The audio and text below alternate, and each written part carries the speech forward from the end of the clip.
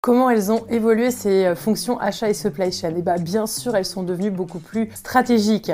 C'est-à-dire que par le passé, on a une vision très opérationnelle des achats et de la supply chain. Et aujourd'hui, compte tenu aussi du contexte géopolitique, mais pas que, eh bien, il y a une vraie vision stratégique de ces fonctions-là. D'ailleurs, elles s'invitent aujourd'hui de plus en plus souvent au comité de direction des entreprises. Alors, pourquoi la supply chain est devenue un enjeu de compétitivité et de résilience pour les entreprises? Première chose, la compétitivité.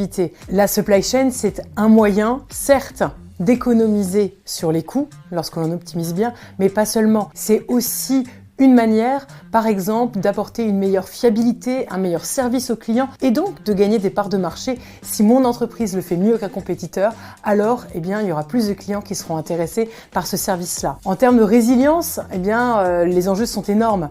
On voit bien crise de la Covid, guerre en Ukraine et puis blocage du détroit d'Ormuz. Ce sont des exemples qui montrent bien que aujourd'hui, on est obligé d'avoir des supply chains qui pensent à un plan A mais aussi à un plan B et un plan C de manière à pouvoir garantir l'approvisionnement et la distribution des produits sur l'ensemble de la planète. En quoi les crises récentes ont-elles transformé la perception de ces métiers? Évidemment, avec notamment la crise de la Covid-19, la supply chain s'est invitée, j'ai envie de dire, dans les médias grand public comme dans les comités stratégiques dans les entreprises. On n'a jamais autant parlé de logistique qu'au moment où on avait des difficultés à approvisionner des pâtes et du papier toilette.